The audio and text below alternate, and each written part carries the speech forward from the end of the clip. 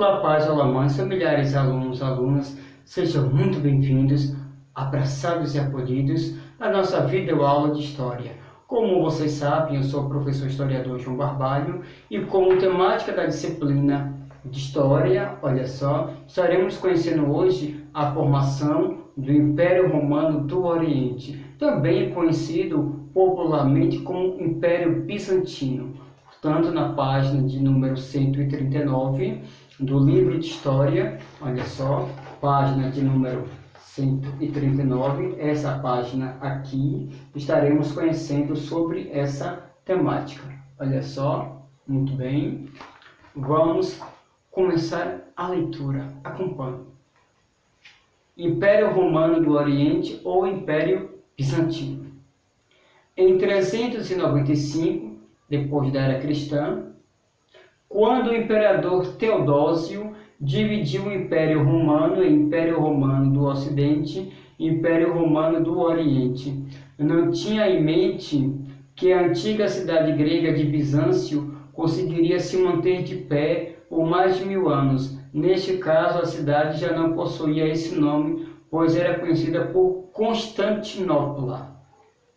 Recebeu esse nome por causa do imperador Constantino, que em 330 d.C. decidiu fundar uma nova capital para Roma.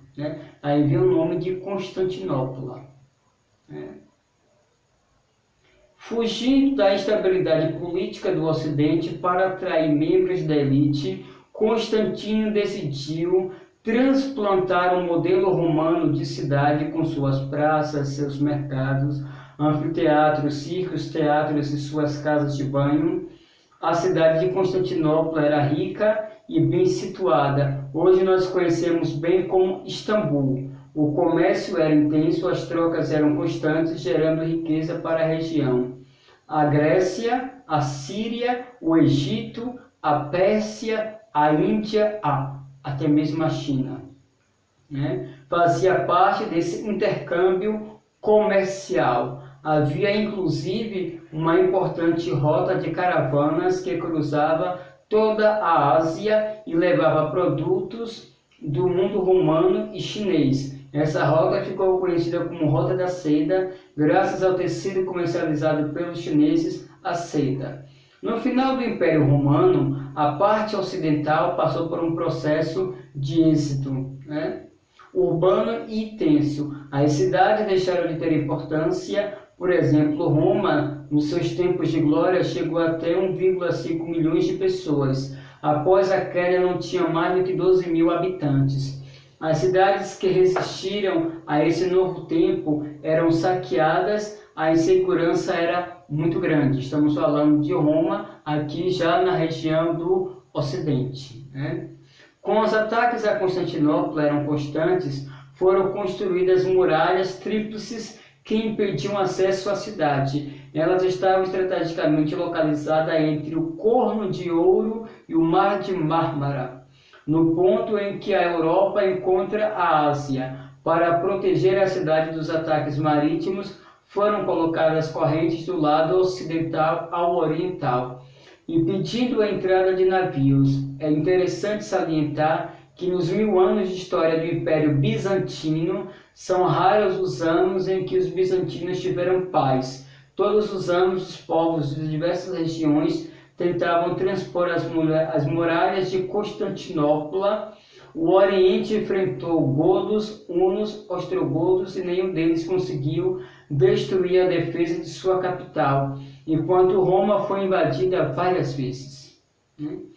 A religião ocupava um lugar de destaque no cotidiano bizantino, pois o cristianismo estava enraizado na estrutura política da cidade e as particularidades religiosas diferenciavam o cristianismo praticado em Roma, praticado em Constantinopla. No Ocidente, as invasões bárbaras minaram a estrutura imperial, surgindo vários reinos bárbaros, mas no Oriente, a organização se manteve bastante estável, inclusive fortalecendo o poder do imperador com uma administração fortemente centralizada que recolhia impostos e agregava soldados também, em contraposição ao Ocidente, onde o chefe da igreja era o bispo de Roma, o Papa. Ele se tornava mais poderoso do mundo bizantino, a igreja era chefiada pelo imperador e reconhecia o seu poder. Daí vamos ter a Igreja Católica de Roma e a Igreja Católica Ortodoxa. A Igreja Católica de Roma é a Igreja do Ocidente. E a Igreja Católica Ortodoxa é a Igreja Oriental, em que, por vez, ela tem um patriarca. E antes de ela ter o patriarca, quem era o chefe dela era o imperador de Roma. Como Constantinopla, ela vai ser dissolvida em 476, Constantinopla vai acabar, vai ser invadida pelos árabes muçulmanos e vai se tornar um país muçulmano. Então, vai se esvair o império e vai permanecer a religião, e aonde vai surgir a figura do patriarca, o líder da Igreja Católica Ortodoxa do Oriente. Como nós já conhecemos, Constantinopla, após a queda final do Império Romano do Ocidente, ela continua ainda assim sendo Império Romano do Oriente, e porém agora sob a administração de um povo bárbaro, né? O Império Bizantino, o Império de Bizâncio, ele vai crescer, vai se desenvolver, vai se fortificar e vai se agregar e vai fazer essa mudança radical, essa panorâmica como o nosso livro está trazendo, que vocês podem estar conhecendo aí. Então, diversos povos, como o texto fala, tentou inúmeras vezes invadir, derrubar, transpor os muros, mas não conseguiram. Mas, com o passar do tempo, com a evolução, já na Idade Moderna, que Constantinopla realmente ela vai ruir o Império Romano do Oriente. E na página 139, daremos continuidade a este assunto. No governo de Justiniano, 527 a 565, o poder do Estado foi reforçado e a Igreja teve que se submeter aos desejos do imperador. O Estado passou a indicar os seus patriarcas-chefes religiosos até o substituto do papado. Essa atuação do Estado chamava-se cesaropapismo. Obviamente que isso não era aprovado pelo Papa em Roma. Essa situação tornou-se insustentável e em 1054, levando a cristandade a uma divisão, o grande cisma do Oriente. A igreja ficou dividida entre a Igreja Católica do Oriente e a Igreja Católica Ortodoxa, e a vertente da Igreja Católica do Ocidente, sede em Roma. Ou seja, o Papa ele perde o poder de indicar, de administrar e dominar o Oriente. Portanto, o imperador ele vai romper com a igreja e vai dizer: quem manda aqui no Oriente sou eu, não é o Papa de Roma. Quem manda aqui agora sou eu, e eu que vou escolher quem será o novo patriarca, que irá me representar. Eu sou imperador, eu governo a igreja, mas na minha ausência eu terei um representante que é o patriarca. O patriarca ele se torna chefe absoluto da Igreja Ortodoxa a partir do momento que o Império Romano do Oriente ele vai ruir, desaparecer. Justiniano empreendeu várias guerras contra os povos bárbaros, tentando reconstruir o antigo Império Romano, e buscou reconquistar o norte da África, a Itália e a Espanha. Obviamente haveria um custo nessa investida militar que requereria sobre a população. Esta teve que pagar altos impostos por essas conquistas. A insatisfação popular com relação aos pesados impostos e a alta do custo da vida veio à tona o hipódromo, local que se reunia milhares de pessoas para assistirem, assistirem às corridas de bigas. A dúvida em relação ao vencedor levou a multidão a se rebelar contra o poder de Justiniano.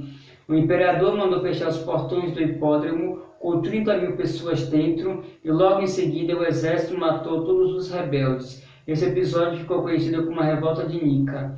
Justiniano usou da violência para acalmar o império. Muitas instituições romanas foram preservadas pelos bizantinos, como por exemplo o direito de Justiniano, encomendou uma atualização das leis romanas que ficou conhecida como Corpus Juris Civilis, o corpo do direito civil, e constituía de 4 partes: o código, uma revisão de leis romanas, o digesto sumário do escrito dos grandes juristas, institutas, o manual de estudantes do direito, e novelas, novas leis criadas por Justiniano.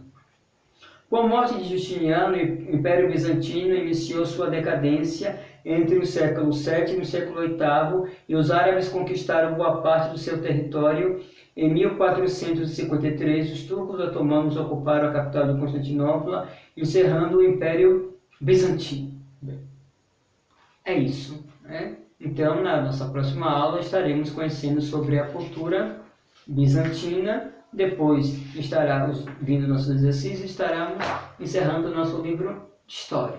Como sempre, foi um grande prazer ter estado na sua companhia, e o nosso texto está se referindo sobre Constantinopla, o seu desenvolvimento, a sua força, a sua militaridade e também a prepotência de Justiniano, como Justiniano queria restaurar o Império Romano do passado, acabou que não tendo sucesso. Os tempos eram outros, os pensamentos eram outros, o cristianismo, já não concordava com essas ideias, com esses pensamentos e essas práticas, então foi um projeto nada viável para Constantino. Bem, é isso. Vou ficando por aqui, meu grande abraço e até o nosso próximo encontro.